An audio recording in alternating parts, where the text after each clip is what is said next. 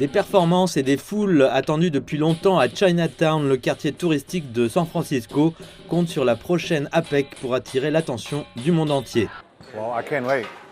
J'ai hâte que le président chinois vienne collaborer, féliciter et soutenir les Américains d'origine chinoise.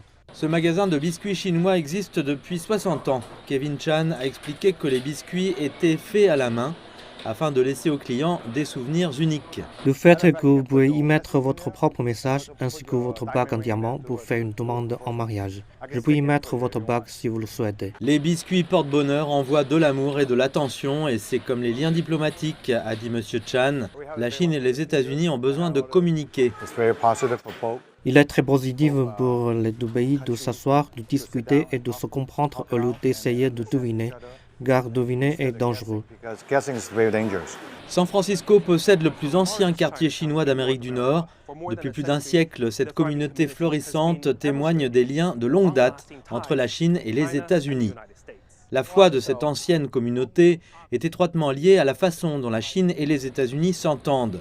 Ding Li, le président d'une association locale, a expliqué que les premières générations d'immigrants chinois avaient peur de quitter la communauté en raison de la discrimination dont ils faisaient l'objet. Les choses ont changé rapidement depuis que nous avons eu de bonnes relations dans les années 1970. Lorsque les Chinois et les Américains ont établi des relations diplomatiques normales, les gens sont devenus plus ouverts. L'État de Californie affirme qu'il abrite environ un tiers de la population immigrée chinoise aux États-Unis et qu'un nombre important de Californiens ont des racines chinoises.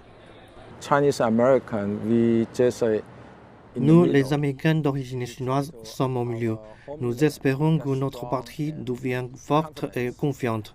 Et nous voulons que les États-Unis aient de bonnes relations avec la Chine. Et c'est un cas où tout le monde est gagnant.